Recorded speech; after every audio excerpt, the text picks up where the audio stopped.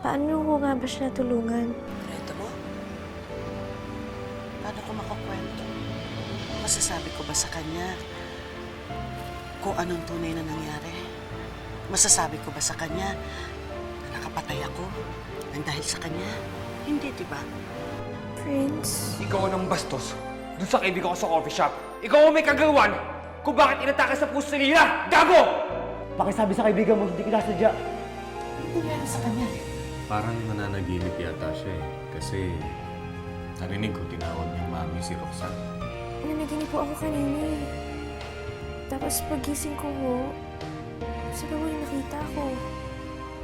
Mira, Wala na ho akong maalala. Naku, nakita ko na ho nangyari yan, ilang beses na. Ano daw ho yan, may epekto ng anesthesia, di ba, no? Ma'am Roxanne, matagal ko na po kayong hinihintay. Gusto ko po sana kayong makilala at makausap. Okay lang po ako. Huwag mo na po kayo umalis ha.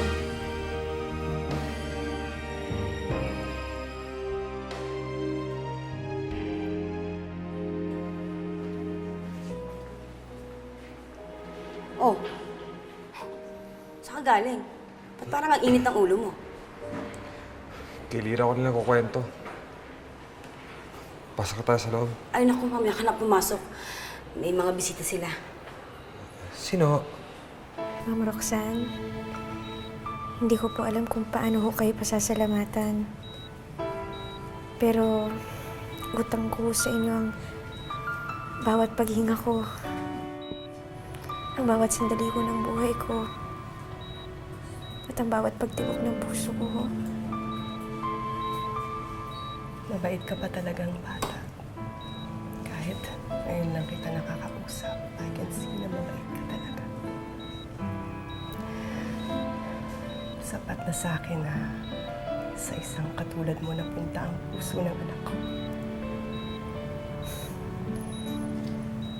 Napakabait niyo rin ho. At nagpapasalamat po ako sa inyo. Napakaswerte ko ho. At pangako ko sa inyo, balang araw, susuklian ko po yung kabaitan na ipinakita niyo sa akin, sa amin ni Inay.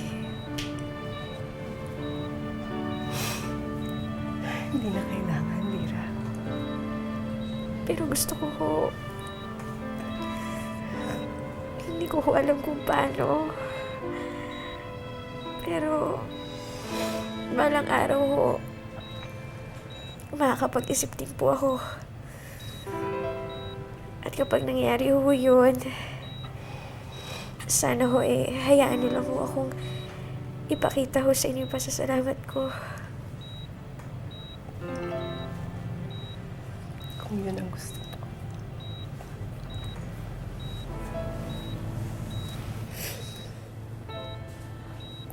Mrs. Avedra,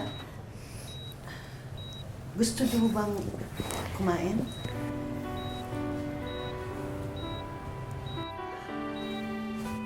Salamat.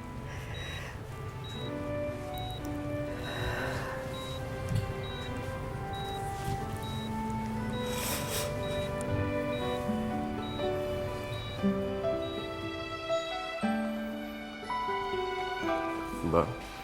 Mukhang nakangiti ka yata ngayon. Natutuwa lang ako kasi ang gaan-gaan ng loob ko kay Lira. Ha? Oo. Mukhang mabait na bata nga yan si Lira eh. Tumatanaw siya ng malaking utang na loob sa atin. At alam mo, natutuwa rin ako dahil sa kanya napunta yung puso ni Angeline.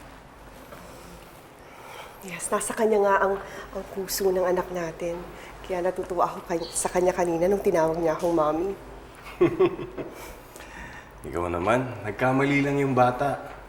Gaya nga nung nasabi ni Senny, malamang epekto lang yun ng anesthesia. Gusto ko silang tulungan, Leo. Gusto kong siguraduhin maging okay si Lira. Ano ka ba naman, Han? Hindi pa ba tulong yung ginagawa natin sa kanila? Sobra-sobra na nga yun eh. Hindi pa sapat yun. Magkano na lang naman ang sweldo ng isang nurse ngayon. At saka, mahal ang mga gastusin ng isang heart transplant recipient. Libo-libong gagastos nun, sigurado ko. Hindi nila kaya yun. Libo-libo eh. Milyon-milyon na nga inabot ng gastos natin eh. Hindi pa ba sapat yun? Hindi naman natin obligasyon yun eh. Kaya naman natin gumastos eh. Malaking bagay sa akin kung matutulungan natin sila. Alam mo, Roxanne,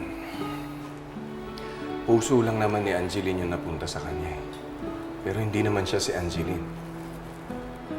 Pero alam mo, kung dyan ka sasaya, well, sige.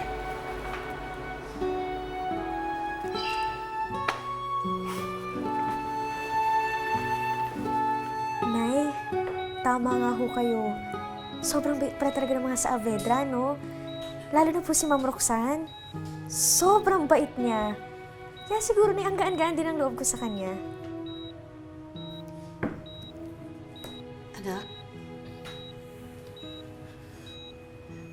wala ka ba talagang naaalala kung bakit natawag mo siya ng mami? Nay, wala po talaga eh. Hindi ko po alam. Eh, kahit nga po ako, nagulat ako na tinawag ko siyang mami. Nay, sorry ah. Walang problema. Okay lang yun. Huwag mo isipin yun. Sorry po. Okay lang. Becky. Oh, mukhang wala ng mga bisita. Kaalis lang ho nila, Ninang. Oh, ba't parang bad trip ka, Dennis? Eh, nakita ko yung lalaki ng bus sa coffee shop eh.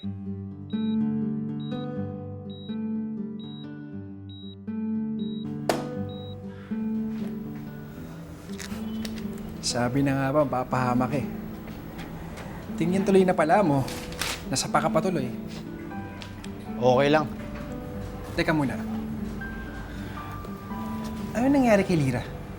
Nasaan na siya? Nalaman mo na ba ang mga sagot sa tanong mo?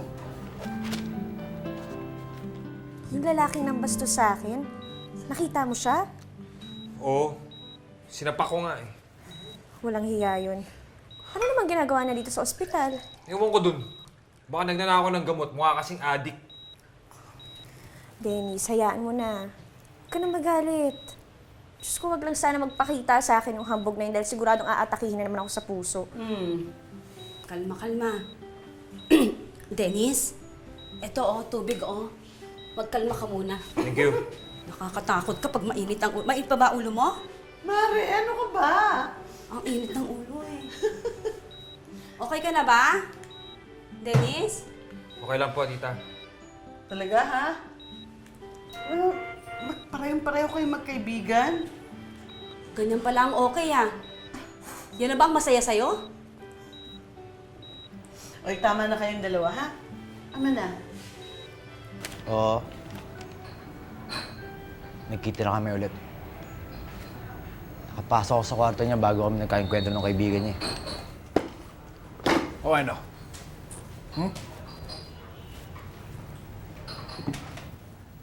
Kumabog ba ang dibdib mo? Pakiramdam mo ba na buhay ulit sa kanya si Angeline?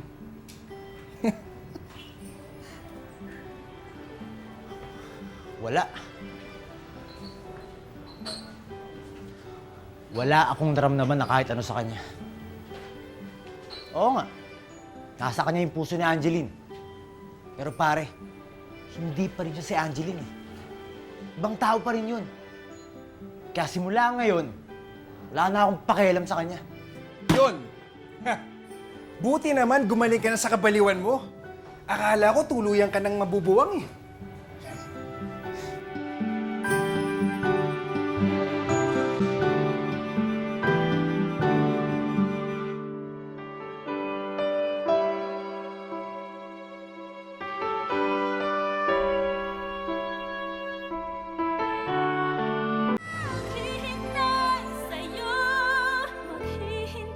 Oh, ito.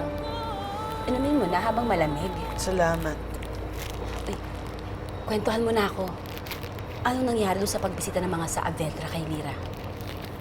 Ayun, di magaang ang loob nila sa isa't isa. Eh di okay. Hindi okay sa akin. Abay, bakit? Naalala mo, yung pagpasok natin sa kwarto, sabi nila sa atin, tinawag daw ni Lira ng mami si Roxanne. Yan ka na naman eh. Anesthesia nga, di ba? Becky, halos 2 linggo na dito si Lira sa ospital. At alam ko lumipas na ang epekto ng anesthesia na yan. Hindi anesthesia ang dahilan kung bakit nagkakaroon ng lapses o pagkakamali ang anak ko. Eh anong dahilan? Bakit nagkakagano si Lira?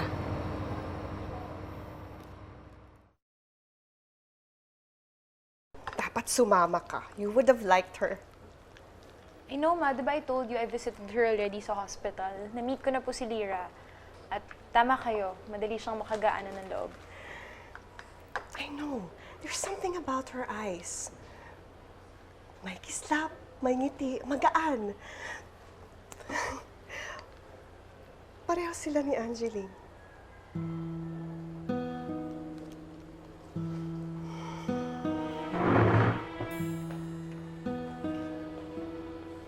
It's okay. I'm sorry. I just miss your sister.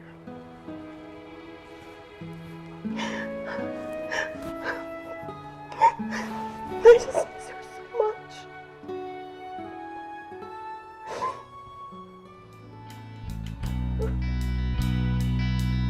Wala'y tumila, langit lumiwanag, may bukas pa kaya, may bukas pa kaya. Huwag mag-alala, nandirito ako, sasamahan ka. Naghihintay, makasabay sa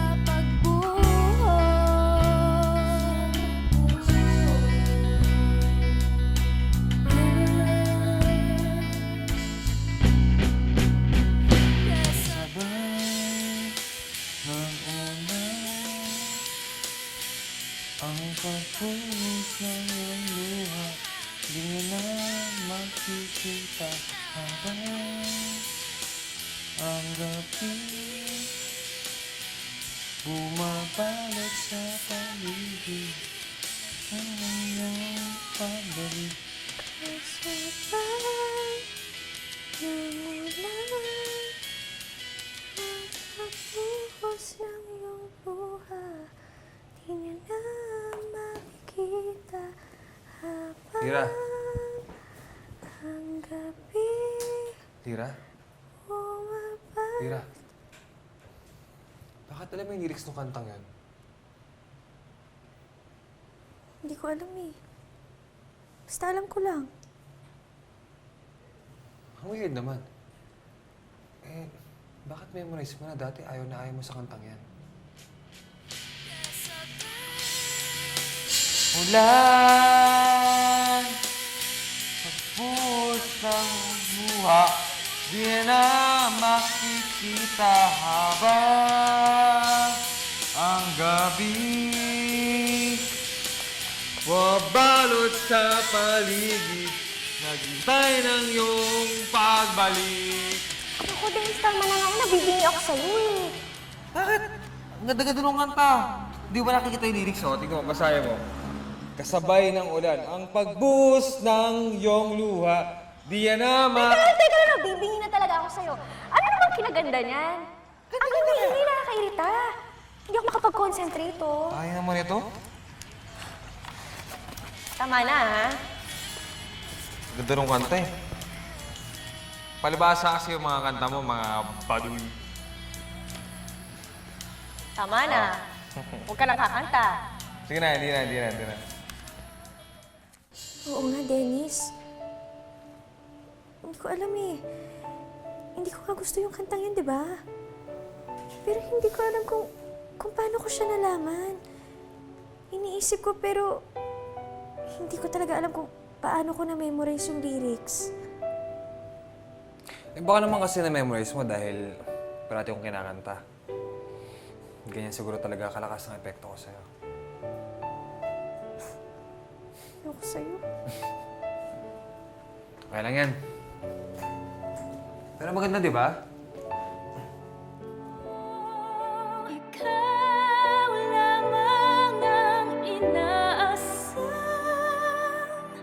tanggapin mo.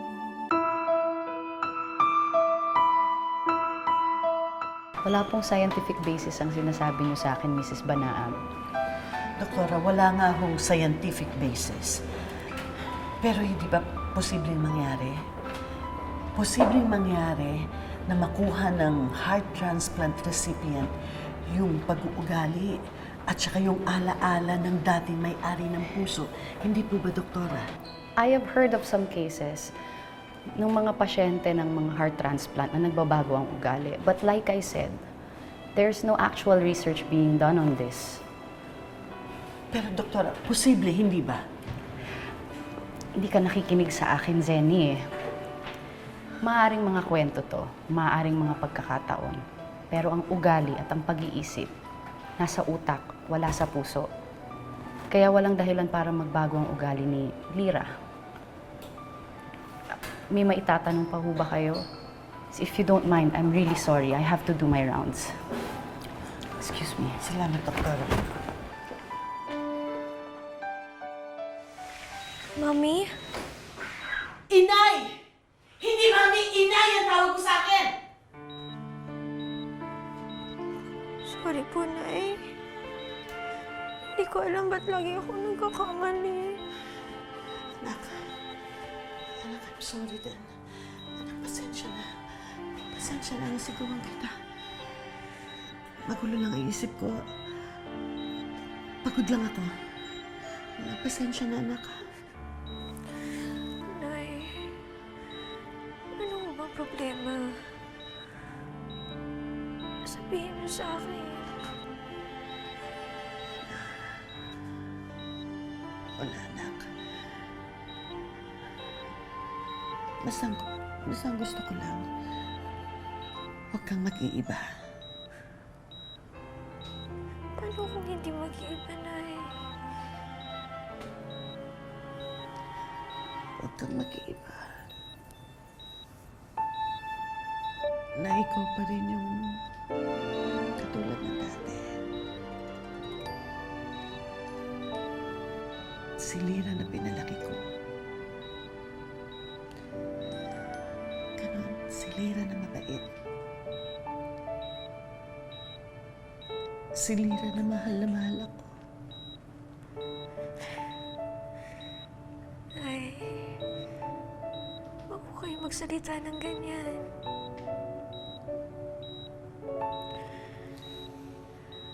Kahit po anong mangyari, ako pa rin to. Ako po si Lira. Ako po yung anak ninyo. At hindi magbabago yun.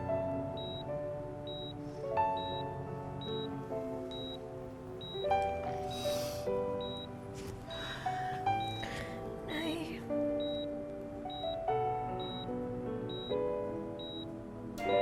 sa puso at sa isip ko, ikaw ang nanay ko.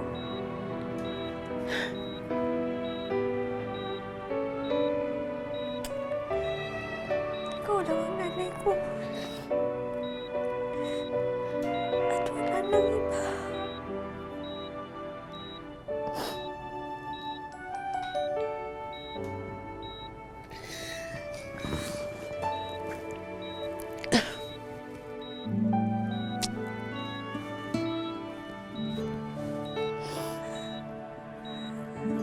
Mahal na mahal na mahal na mahal na mahal na mahal kita.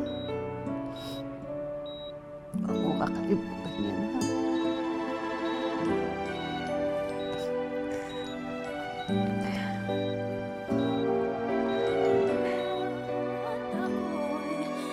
Puso ko'y narito, naghihintay sa pag-ibig mo.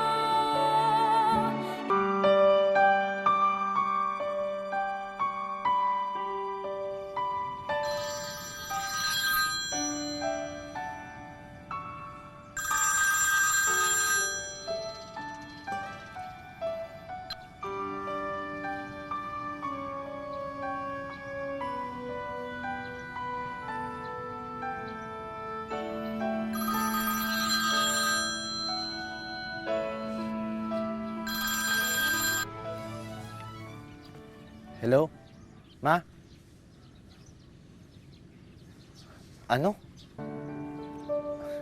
Bakit kayo nasa ospital? Ano nangyari sa inyo? Ano ba naman to? Kanina ayaw sumagot, ngayon busy naman.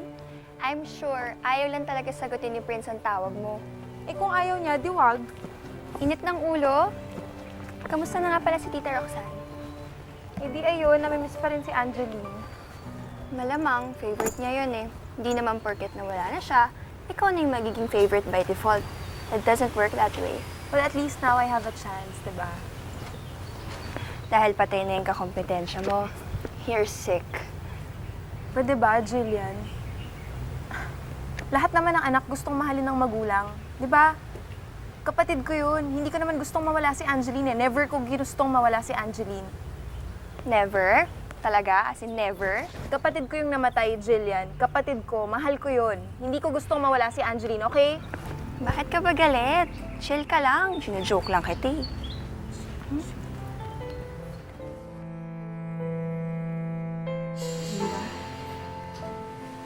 Mami?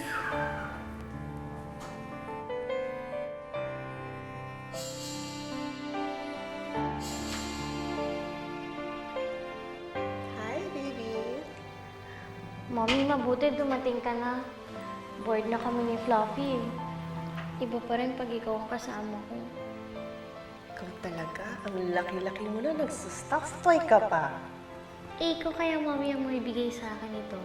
Kaya kahit tumanda na ako, yak ko pa rin sa pagtulog. Fluffy yung si Mommy.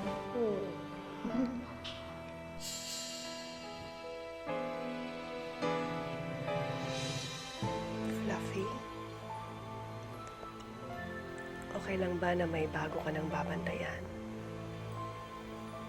Mas may nangangailangan na sa'yo.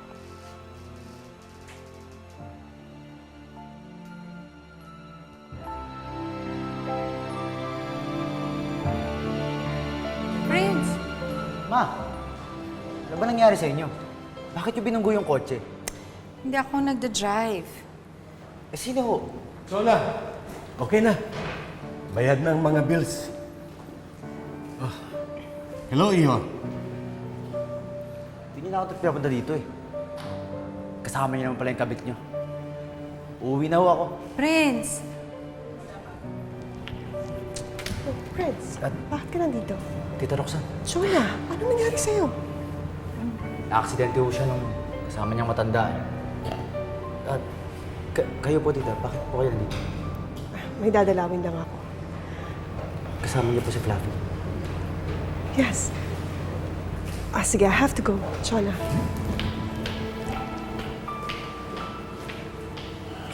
Sinong dadalawin ni Roxanne dito, Prince? Prince! Pasensya ka na sa anak ko, ha?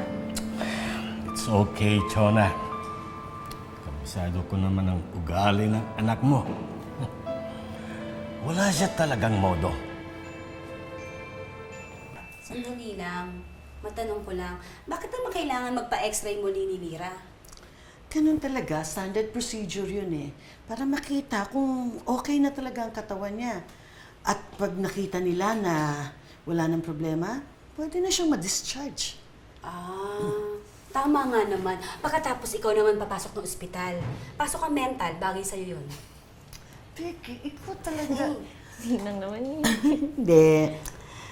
Nag-usap na kami ng anak ko at nasabi ko na sa kanya kung anong lahat-lahat na kinakatakutan ko. Sabi naman niya, huwag akong matakot, wala akong dapat katakutan kasi hindi naman siya magbabago. Sabi ko naman sa'yo ikaw lang tong praning, di ba? Yan pa, itong batang mahal na mahal ka niyan. Si Doktora. Hello! Ay, Doktora, kamusta na ho? Nako, surprising ang recovery rate ni Lira. Pati yung paghilom ng sugat niya nakakagulat. Ibig sabihin, Doktora, malapit na ako makalabas dito? Well, kailangan ka pa naming i-test at saka i-observe. Pero at the rate you're going, pwede ka na umuwi in a few days. Narinig mo yun? I'll see you at Dinig na 3 p.m. dinig, anak. Naku. I'll see you. Sige, Doktora. Sige po. Naku, makakalabas na tayo ng ospital sa wakas. Sumang-sama na ako sa ospital. Kaya anak, ha? Ikaw magpalakas ka na talaga, ha? Todong-todo na para makalabas ka ng maaga. Ha? Opo, Nay. Uwi na tayo. Totoo ba ang narinig ko na iuwi ninyo na si Lira? Ma'am Roxanne,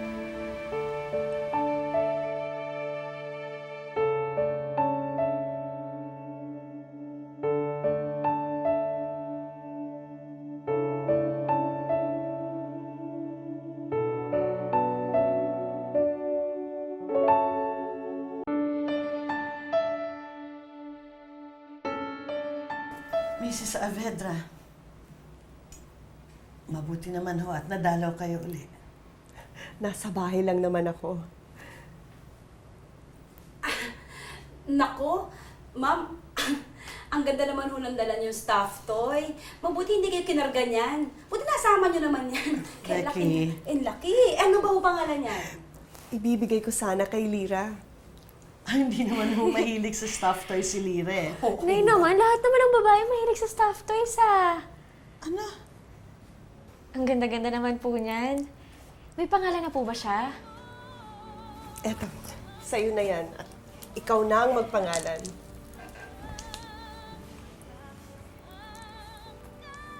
Fluffy. Kahit di malaman o maintindihan, kahit na masugatan ng puso. Abutin kayo dito ng mga 15,000. Mrs. Avedra, hindi ko ho matatanggap yan. Hindi naman ako humihingi ng kapalit. Bigay ito. Hindi ko na matatanggap ang alok niya. Nay, ikaw, mahal ko. Si Ma'am Roxanne, Kahit na nakilira na ang puso ni Angeline, hindi pa rin naman siya yung anak natin. Anong nararamdaman mo kay Ma'am Roxanne? Mula na nagkasakit si Lira, may presyo na ang bawat tibok ng puso niya. Hindi na baling mukha kong pulubi. Basta hindi na ako tatanggap ng tulong mula sa mga Saavedra. Mars? Ma'am Roxanne,